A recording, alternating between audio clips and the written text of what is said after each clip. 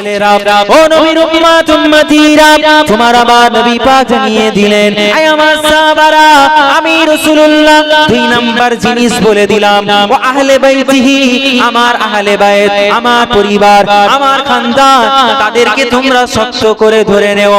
আমি রাসূলুল্লাহ, আমি 1 তারিখে আমার বাড়ির মধ্যে বসেছিলাম, আমার হুজরা শরীফের মধ্যে বসেছিলাম, এমত অবস্থাতে আমার প্রভু, আমার রব, আমার আল্লাহ আমাকে আওয়াজ দিল, ইয়া আইয়ুহান নবী, হে আমার সম্মানিত নবী, ও আমার সম্মানিত নবী, ও আমার প্রিয় নবী, আপনি আপনার আহলে বাইতকে আমি আল্লাহ পাক দেখতে চাই, আপনি একটু আমাকে দেখিয়ে দেন। আল্লাহ নবী বললেন, হে আমার সাহাবারা, ওই সময়তে যখন আল্লাহ আমাকে এই কথা বললেন, আমি রাসূলুল্লাহ হুজরা শরীফের মধ্যে চাদর গায়ে দিয়ে বসেছিলাম, একটা চাদর আমার শরীরের মধ্যে মোড়ানো ছিল। হে আমার সাহাবারা, আমি রাসূলুল্লাহ দেখতে পেলাম, এই কথোপকথন যখন আমার রবের সাথে হচ্ছিল, ঠিক ওই সময়তে দরওয়াজা খুলে আমার কলিজার টুকরি, আমার ফাতেমাতুজ জোহরা রাদিয়াল্লাহু তাআলা আনহা ওই বাড়ির মধ্যে প্রবেশ করলেন। আমি ফাতেমাকে বললাম, হে আমার কলিজার টুকরি ফাতেমা, আসো আসো, আমি রাসূলুল্লাহ, আমি তোমার আব্বা জান, আমার এই চাদরের মধ্যে তুমি চলে আসো। আমি ফাতেমাকে আমার চাদরের মধ্যে নিয়ে নিলাম। হে আমার সাহাবারা, আবার কিছুক্ষণ পরেতে আমার জামাতা, আমার চাচাতো ভাই আলী ইবনে আবু তালিব, হযরতে শেরে খোদা আলী রাদিয়াল্লাহু তাআলা আনহু, তিনিও আসলেন। আমি তিনাকে বললাম, ও শেরে খোদা আলী, আসো আসো, আমি রাসূলুল্লাহ, আমার চাদরের মধ্যে তুমি প্রবেশ করে যাও। আবার কিছুক্ষণ পরেতে আমি রাসূলুল্লাহ লক্ষ্য করলাম, আমার কলিজার টুকরা দুইজন নাতি নওয়াসা, আমার ইমামে হাসান আর ইমামে হুসাইন, দুইজনে বাড়ির মধ্যে প্রবেশ করলো। আমি রাসূলুল্লাহ, আমি তাদেরকেও চাদরের মধ্যে ডেকে নিলাম। এই 4 জনকে নিয়ে আমি রাসূলুল্লাহ আমার রবকে বলতে লাগলাম, আল্লাহ, ও আমার প্রভু, ও আমার দাতা, ও আমার মালিক, ও আমার সৃষ্টিকর্তা, আমি নবী মুহাম্মদুর রাসূলুল্লাহ সাল্লাল্লাহু আলাইহি ওয়াসাল্লাম, আপনি আমার খানদান, আমার আহলে বাইতকে দেখতে চেয়েছিলেন, এরাই হলো আমার আহলে বাইত, এরাই হলো আমার সন্তান, এরাই হলো আমার নসল, এরাই হলো আমার পরিবার। আল্লাহ পাক ওই সময়তে কোরআন নাজিল করে দিল, ও মুসলমান, কোরআন পড়ে দেখো, তুমি সব কিছু পেয়ে যাবে। আল্লাহ পাক বললেন, বিসমিল্লাহির রাহমানির রহিম, ইন্নামা ইউরিদুল্লাহু লিইউযহিবা আনকুমুর রিজসা আহলাল বাইতি ওয়া ইউতাহহিরাকুম তাতহীরা। হে আমার নবী, হে আমার বন্ধু, এই সুলতানুল আম্বিয়া, এই ইমামুল আম্বিয়া দানা, আমি আল্লাহ পাক আপনার এই পরিবারের মানুষ, আপনার আহলে বাইত, ইন্নামা ইউরিদুল্লাহু লিইউযহিবা আনকুমুর রিজসা আহলাল বাইতি ওয়া ইউতাহহিরাকুম তাতহীরা, আমি আল্লাহ পাক আপনার আহলে বাইতের কাছ থেকে সমস্ত খারাপ জিনিস, সমস্ত নোংরা জিনিস, সমস্ত অপবিত্রতা আমি আল্লাহ পাক দূর করে দিলাম। দূর করে দিয়ে আমি আল্লাহ পাক তাদের সকলকে পবিত্র করে দিলাম। জোরে বলুন না সুবহানাল্লাহ। তাহলে আহলে বাইতকে আল্লাহ কি করেছেন? কি করেছেন? পবিত্র, কি পাক করেছেন। আল্লাহ বলছেন, আমি সমস্ত খারাপ জিনিস সরিয়ে দিলাম, পাক বানিয়ে দিলাম।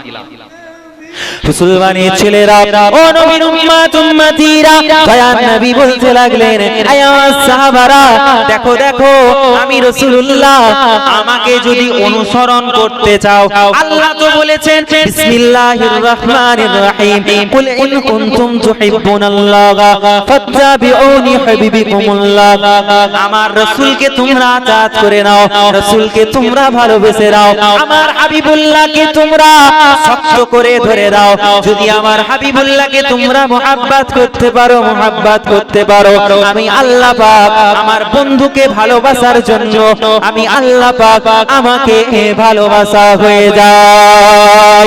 ও নবীর উম্মত উম্মতিরা, ঠিক তেমন করে আল্লাহর নবী আমাদেরকে জানিয়ে গেছেন পবিত্র হাদিস শরীফের মধ্যে পাক জবানে আল্লাহ নবী বলছেন হে আমার সাহাবারা আমি রাসূলুল্লাহ জানিয়ে দিলাম আমার জামাতা আমার সাহাবা আমার সাহাবী হযরতে শেরে খোদা আলীকে তোমরা একবার যদি মুহাব্বতের নজরে তাকাও ওই তাকানোর জন্য আল্লাহ পাক তোমাদের আমলনামাতে সওয়াবে ভরপুর করে দেয়।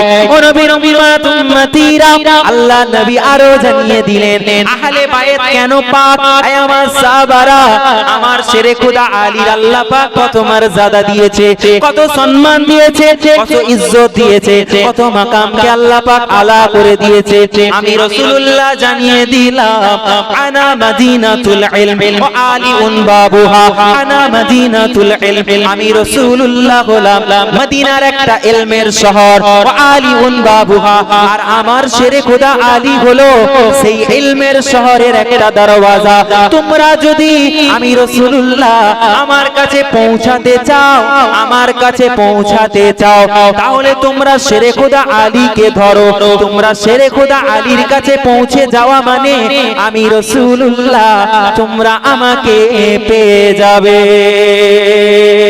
আরো জোরে বলেন সুবহানাল্লাহ।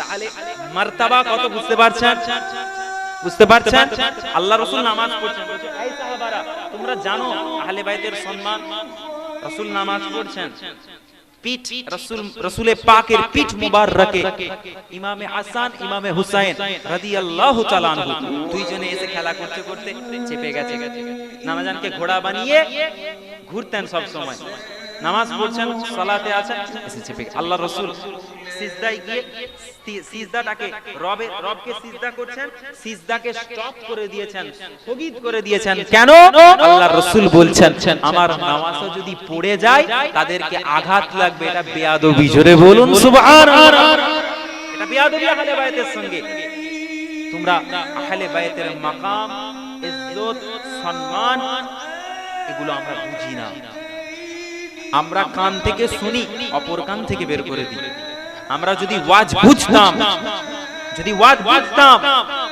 যারা ওয়াজের মজলিস দেয় কমিটির ছেলেরা সবথেকে মসজিদের প্রথম কাতারের নামাজি হতো কথা বলেন ঠিক না যদি ওয়াজ বুঝতো সাধারণ মানুষের কথা ছেড়ে দিলাম একটা মানুষ 5 মিনিট এসে বসে আবার বাড়িতে চলে যায় বক্তার ওয়াজ ভালো না লাগলে কিন্তু কমিটির কর্তব্য হচ্ছে বক্তা ওয়াজ করবে যে হুজুরকে নিয়ে এসেছি সেই হুজুরের সামনে বসে থাকতে হবে হুজুর খোঁজাখুঁজি করবে কোনটা প্রয়োজন এই জন্য বলছি কমিটির ছেলেরা বসে থাকে ওয়াজ শুনে হুজুরদের যদি আমার ওয়াজে মানুষ পরিবর্তন হয়ে যেত মানুষ যদি আমার ওয়াজ বুঝতো সত্যিকারের বুঝতো আমরা তো শুনি কান থেকে শোনা মানে কি একদিক থেকে বেরিয়ে যাওয়া কিন্তু অন্তরে যদি নিত কলবে যদি নিত যদি বুঝতো এই কমিটির ভাইয়েরা বড় বড় নামাজি হয়ে মসজিদের প্রথম কাতারের নামাজি হিসেবে গণ্য হতো জোরে বলুন সুবহানাল্লাহ হয়েছে আপনাদের গ্রামে 10 বছর ওয়াজ করে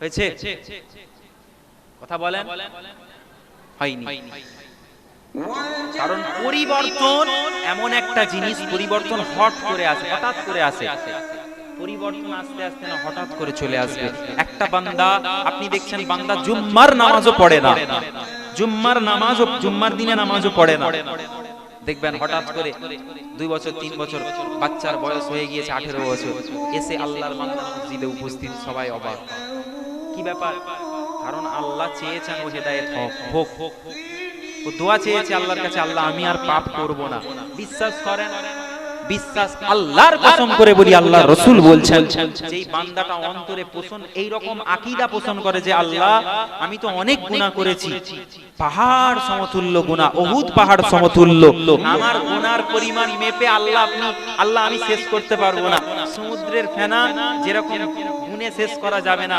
আকাশের তারা যেমন গুনে শেষ করা যাবে না আল্লাহ আমার গুনাহ আমার গুনাহ আমি গুনে শেষ করতে পারবো না এত গুনাহ তারপরেও আল্লাহ ডাক দেন বান্দা আমি তোর রব বান্দা আমি তোর রব তোদেরকে জিজ্ঞাসা করেছিলাম তোদের কি স্মরণে নেই তোদের কি স্মরণে নেই আমি জিজ্ঞাসা করেছিলাম যখন তোরা রুহের জগতে ছিলি, আমি আল্লাহ আওয়াজ দিয়েছিলাম যে আমি কি তোদের রব নয়?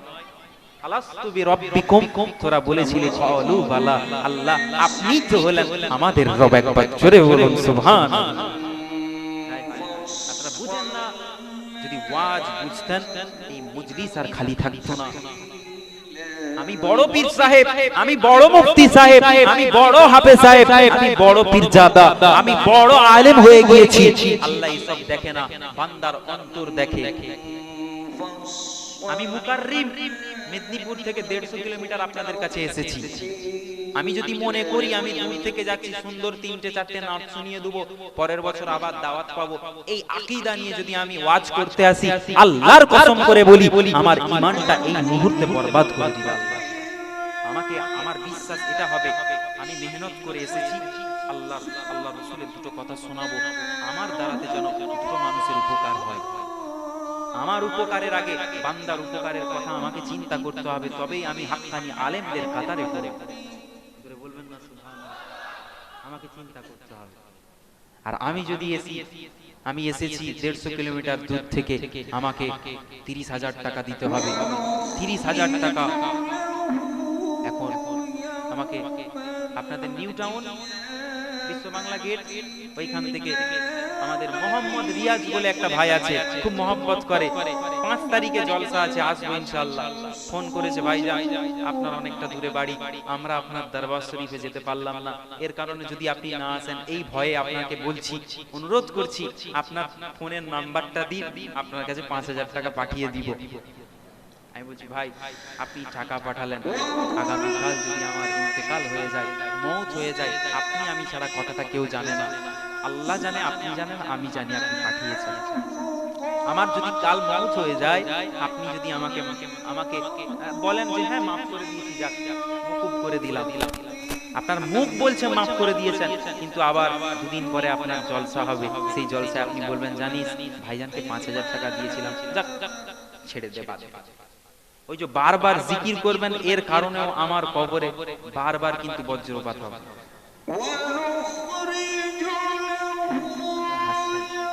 এগুলো হচ্ছে আসল সত্য, খাঁটি সত্য কথা, এগুলো মিথ্যা নয়। আমাকে ফোন করলে কসম খোদা ভাইজান টাকা পাঠাই, আমি বলি ভাই আমি গেলে আপনি নজরানা দিবেন, গেলে দিবেন। যদি মওত হয়ে যায়, রাস্তাঘাটে ঘুরি ভাই, আমরা মুসাফির হয়ে মানুষের কাছে যাই, তবে আপনাদের চিন্তা ভাবনা করে হ্যাঁ জলসা করা উচিত। একজন মানুষ এসেছে 200 কিলোমিটার দূর থেকে, একজন মানুষ এসেছে ফুরফুরা শরীফ থেকে, তার খরচা আমরা ঠিকঠাক দিলাম না। একজন মুসাফির, আজকালের সময় 10,000 টাকা একটা বক্তাকে দিবেন, এটা ঠিক আছে, এই অ্যামাউন্টটা ঠিক আছে, আপনাকে দিতে হবে। আপনি যদি না দেন তখন তার হয়তো চাপ হয়ে যাবে। এখন গাড়ির আপনি জানেন না গাড়ির খরচা কত, তেলের দাম যা বাড়াচ্ছে দিন দিন সরকার, কি যে করবে আল্লাহ পাক জানে। সব শেষ করে দিল দেশটাকে, শিক্ষা শেষ করে দিল। শিক্ষা জাতির মেরুদণ্ড, বলছে মেরুদণ্ডটাকে ভেঙে দাও, ওটা কমজোর হয়ে গেলে মাটিতে মাথা লটকাবে, আর তুলতে পারবে না। তুমি যদি স্ট্যাবলিশ না হও, তুমি যদি শিক্ষিত না হও, আরে রাজনীতি নিয়ে আঙুল তুলবে কি করে, তুমি তুলবে কি করে? আজকে তোমার গ্রামের রাস্তাঘাট খারাপ, তোমার মধ্যে কোনো প্রতিবাদ নেই, কোনো আওয়াজ নেই। আজকে তুমি কোরআনের মজলিস করবে, এখানে তোমাকে এসে বাধা দিবে, তোমার মধ্যে কোনো প্রতিবাদ নেই। কারণটা হলো তোমার মেরুদণ্ড ভেঙে দিয়েছে, তুমি মেরুদণ্ডহীন। আমি ভাই রাজনীতি করি না, আমি আলাদাভাবে রাজনীতি করি না, কিন্তু আপনার গ্রামের রাস্তাঘাট খারাপ, আপনার গ্রামের শিক্ষার কালচার অনুন্নত, শিক্ষা ব্যবস্থাকে আরো এগিয়ে নিয়ে যেতে হবে, এগুলো নিয়ে আপনাকে সরকারের কাছে যেতে হবে। কে বলছে? গদিতে বসে আছে আমাদের মুখ্যমন্ত্রীর নাম কি গো? মমতা বন্দ্যোপাধ্যায়, তার রাজত্বে হজ হাউসে মদের বোতল বেরোচ্ছে, কথা এটা কি ঠিক মানা যায় বলেন? আপনারা দেখেছেন, এর পরেও যদি কোনো আপনারা এখানে বসে সমালোচনা করেন যে আপনি কেন বলছেন রাজনীতির কথা, না এটা রাজনীতির কথা নয়। আল্লাহ পাক কোরআনে বলেছেন মদকে আমি আল্লাহ হারাম করেছি, রাসূল বলছেন মদের পেয়ালা থেকে তোরা দূরে থাক। হজ হাউস একটা পবিত্র জায়গা, ওখান থেকে মানুষ পবিত্র ভূমি মসজিদে যায়, বাইতুল্লাহ শরীফে তাওয়াফ করতে যায়। রাসূলের পবিত্র ভূমিতে মদিনা শরীফে জিয়ারত করতে যায়, সেই রকম একটা জায়গাতে মদের বোতল পাওয়া মানে সেটাকে নিয়ে আমি যদি আলোচনা করি, আপনি আমাকে ফতোয়া দিবেন তুমি এটা কেন করলে, এর জন্য আপনার গুনাহ হবে, আপনার গুনাহ হবে। কারণ আমি হকের কথা বলছি, আল্লাহ হারাম করেছে, আমি আপনাদেরকে স্মরণ করিয়ে দিচ্ছি যে আপনাদেরকে আওয়াজ তুলতে হবে। আপনি জবান থেকে বলতে পারছেন না, হে যুবক তোমরা শুনে রেখে দাও, তোমাদের ফেসবুক আছে, তোমাদের ইউটিউব আছে, তুমি একটা ভিডিও বানিয়ে তুমি ছেড়ে দাও, পৌঁছে দাও তোমার সরকারের কাছে, তোমার নেতার কাছে পৌঁছে দাও। আরে তোমার নেতা কোনো কাজে লাগবে না, সে যেই হোক, যত বড়ই নেতা হোক, যত বড়ই মুখ্যমন্ত্রী হোক, যত বড়ই প্রধানমন্ত্রী হোক, যত বড়ই ব্যারিস্টার হোক, দুনিয়ার আদালতে তুমি বেঁচে গেলে আল্লাহর আইনের আদালতে আল্লাহর কাঠগড়ায় তোমাকে দাঁড় করানো হবে। তখন কোন জজ, কোন উকিল, কোন নেতা, কোন মন্ত্রী কারো সুপারিশ তুমি পাবে না, তুমি একজনের সুপারিশ পাবে যদি তুমি মুহাম্মদ রাসূলুল্লাহর গোলামি করে যেতে পারো, তার কথা মোতাবেক আমল করো, তার কথা মোতাবেক চলো আল্লাহর দরবারে। ওই মানুষটা, ওই শ্রেষ্ঠ মানুষ যিনি মানুষের মধ্যে সর্বশ্রেষ্ঠ, আশরাফুল মাখলুকাতের মধ্যে সবথেকে দামি মানুষ, নবী আলাইহিস সালামদের যিনি আমবিয়া, যিনি সরদার, যিনি ইমাম, আমাদের নূর নবী, দয়ার নবী, তিনি একমাত্র আল্লাহর আরশটাকে ধরে আল্লাহর দরবারে কান্না করবে আর বলবে, আল্লাহ আমার উম্মতটাকে আপনি জাহান্নামায় দিবেন না, যদি দেন আমি মুহাম্মাদুর রাসূলুল্লাহ, আমি আপনার জান্নাতে প্রবেশ করব না। একবার জোরে বলুন সুবহানাল্লাহ। আমি করব না, আমার উম্মত তার মধ্যে ঈমান আছে, যাররা পরিমাণ যার ঈমান আছে তাকে আপনি জাহান্নামায় দিবেন, এটা আমি রাসূলুল্লাহ মানতে পারবো না। আপনি যতক্ষণ না জান্নাতের মধ্যে দিচ্ছেন, আমি রাসূল আপনার এই আরশ মুবারকটাকে আমি ছাড়বো না। জোরে বলুন সুবহানাল্লাহ। বলছে কুরআনে যতগুলো আয়াত আছে তার থেকে বেশি আমি প্রকল্প করেছি। আমি ভাই রাজনীতি করি না, আমি করি না, আর এগুলো রাজনীতির কথা নয়। আমি যদি করতাম আমি বলতাম আমার একটা পার্টি আছে, এই ওকে ভোট দিও না, একে ভোট দাও। আমি তো এটা বলছি না, আমি মানুষটার কথার বিরোধিতা করছি। আপনি আমাদের বাংলার মুখ্যমন্ত্রী, আপনি সিংহাসনে বসে আছেন, আপনার জবান থেকে কি বেরোচ্ছে? আপনি মুসলমান, আমি মুসলমান, আপনি আমার মুখ্যমন্ত্রী। আমার খ্রিস্টান ভাই তারও মুখ্যমন্ত্রী, আমার হিন্দু ভাই তারও মুখ্যমন্ত্রী আপনি, আমার বৌদ্ধ ধর্মের একটা ভাই তারও আপনি মুখ্যমন্ত্রী, একটা শিখের আপনি তারও মুখ্যমন্ত্রী। এই পশ্চিম বাংলায় যত জাতি, ধর্ম, বর্ণ, যত ধরনের মানুষ আছে সকলেরই মুখ্যমন্ত্রী আপনি। অতএব আপনাকে এটা মাথায় রাখতে হবে, আমাকে সবাই নিয়ে চলে, আমাকেও সবাইকে নিয়ে চলতে হবে, সবার ধর্মটাকে আমাকে রেসপেক্ট করতে হবে। আপনার জবান থেকে এই রকম অমানবিকতা, এরকম কথাবার্তা, খারাপ কথাবার্তা, এটা আমরা বরদাস্ত করতে পারলাম না। আমরা আশা রাখবো আপনি আপনার কথাটাকে দয়া করে উইথড্র করবেন, কারণ আপনি শিক্ষিত, আপনি শিক্ষিত। এ জাতি আপনাকে হয়তো মাফ করে দিবে, এ জাতি হয়তো মাফ করে দিবে, কিন্তু আপনি যদি বলেন কোরআনের থেকে বেশি, কোরআনের আয়াতের থেকে বেশি আমি প্রকল্প চালু করেছি, এটা মানা যায়? কথা বলেন, মানা যাবে? আল্লাহ পাক আমাদের সকলকে ঠিক মতো বুঝার তৌফিক দেন। সকলে একবার বলি আল্লাহুম্মা আমিন। একবার দরুদ শরীফ আল্লাহুম্মা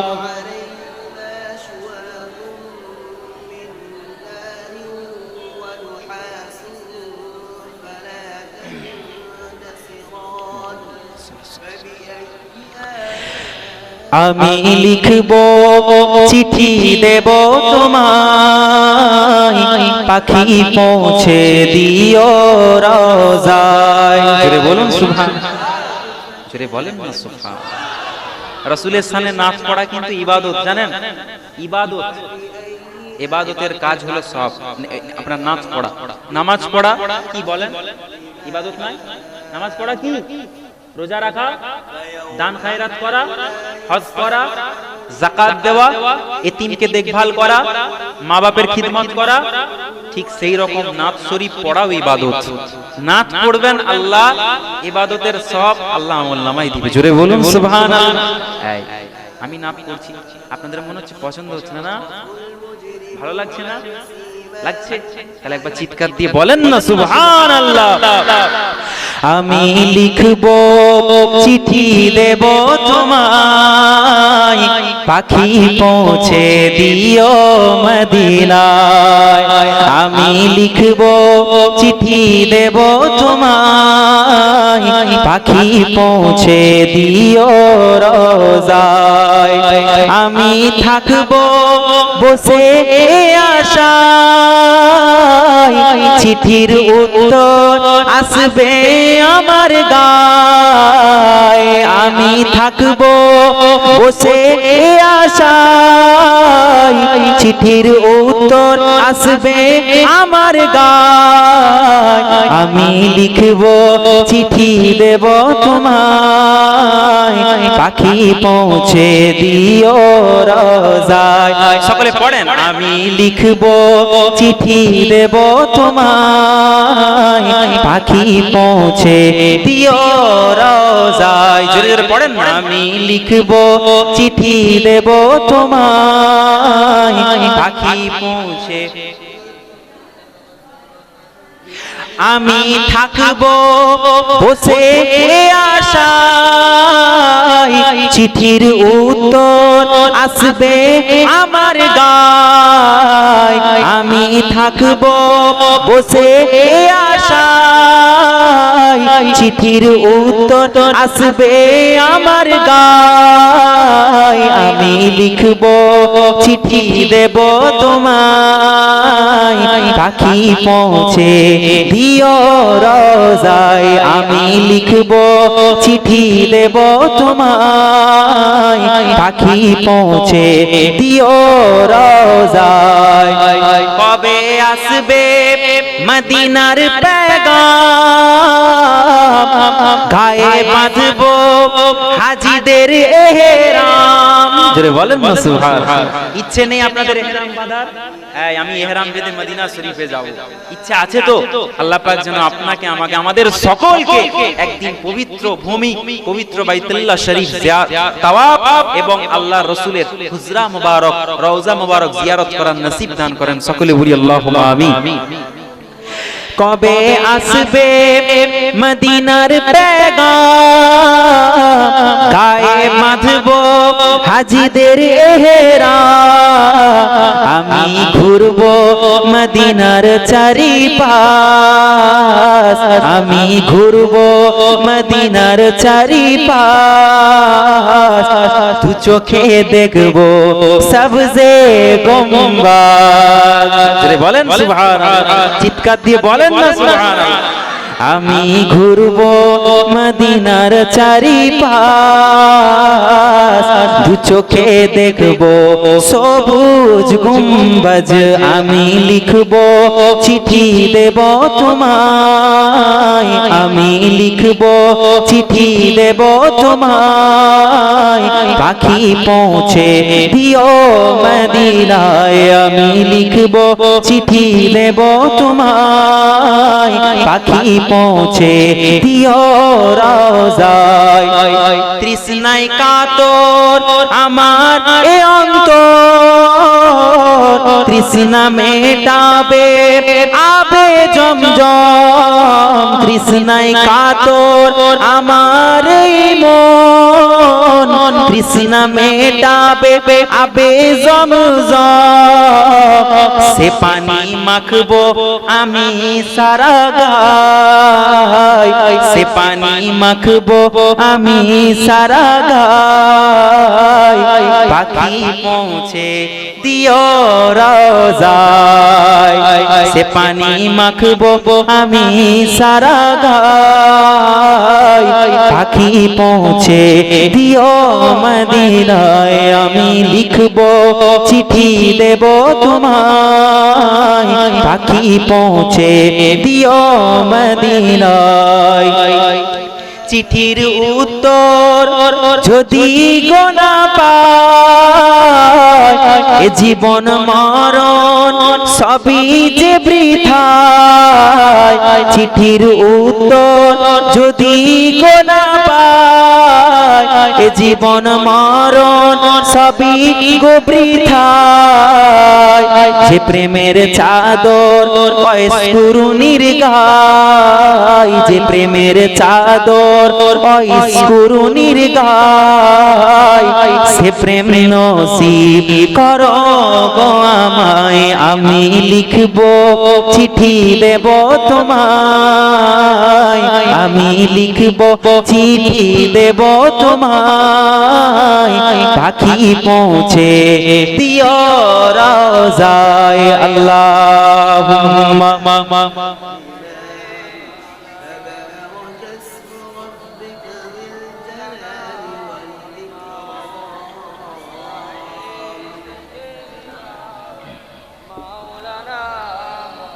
তো বান্দা, আল্লাহর বান্দারা যে কথা বলছিলাম, আমরা গুনাহ করেছি, গুনাহে অনুতপ্ত হতে হবে, আল্লাহর কাছে বলতে হবে আল্লাহ আপনি আমাকে maaf করে দেন, আল্লাহকে বলতে হবে। একটা উদাহরণ দিই, আপনি গুনাহ করছেন, আপনি শরাব পান করছেন, আপনি চুরি ডাকাতি করছেন, মানুষ খুন করে ফেলেছেন, আপনি মনে করছেন আল্লাহ আমাকে maaf করবে না, ভুল কথা। আল্লাহ সব কিছু পারেন, পারেন কি পারেন না? জোরে বলেন, পারেন কি পারেন না? আল্লাহ সবই পারেন, আল্লাহ সবের খবর রাখেন। আল্লাহ হলেন আলিমুম বিজাতিস সুদূর, অন্তরের খবর বান্দার অন্তরে। বান্দা মনে মনে হয়তো ভাবছে আল্লাহ আমার আজকে টাকা নেই খাবার মতো, আল্লাহ এটাও শুনতে পায়, এটাও বুঝতে পারে। জোরে বলবেন না সুবহানাল্লাহ। আল্লাহ সব কিছু জানে। তো আপনি মনে মনে আল্লাহকে বলেন, জবান থেকে বলতে পারছেন না, জোরে জোরে কাঁদতে পারছেন না, অন্তরকে কাঁদান, অন্তরকে কাঁদান। এই কল, আমাদের যে কল্ব রয়েছে এই বাম স্তনের ঠিক একটু কিছুটা নিচে কল্ব, ছোট্ট গোস্তের টুকরা। আল্লাহর রাসূল বলছেন আল্লাহর বান্দার ওই কল্বটা যদি পরিষ্কার করে নিতে পারে, গোটা শরীরটা তার পরিষ্কার হয়ে যায়। জোরে বলুন সুবহানাল্লাহ। বান্দার এই কল্ব যদি অপরিষ্কার নোংরা হয়ে যায়, বান্দার গোটা শরীরটা নাপাক হয়ে যায়। এই জন্য কল্ব থেকে আল্লাহর কাছে দোয়া করতে হবে, আল্লাহ আপনি আমাকে maaf করে দেন। একটা ছোট্ট উদাহরণ দিই, আল্লাহ পাকের বান্দা হযরতে নিজামউদ্দিন আউলিয়া জিয়ারত করতে গেছেন। আপনারা আপনি গেছেন? নিজামউদ্দিন আউলিয়া কোথায়? মাজার শরীফ কোথায়? দিল্লির জমিনে শুয়ে আছে হযরতে নিজামউদ্দিন আউলিয়া রাহমাতুল্লাহ আলাইহি, যিনি হলেন শুধু ওলি নয়, যিনি শুধু ওলি নয়, ওলি একজন মস্ত বড় আল্লাহ পাকের সুফি সাধক ছিলেন। তাসাউফ জগতের একজন বিখ্যাত একজন মানুষ, যেমন আল্লামা রুম। আল্লামা রুমের কথা শুনেছেন তো? তিনি কি বলেছেন? এক জামানা সোহবতে বা আউলিয়া, এক জামানা সোহবতে বা আউলিয়া। ভাইজান আমি বললাম যে আমি একটু বুঝিয়ে বলি, আপনারা বুঝতে পারছেন তো আমার কথা?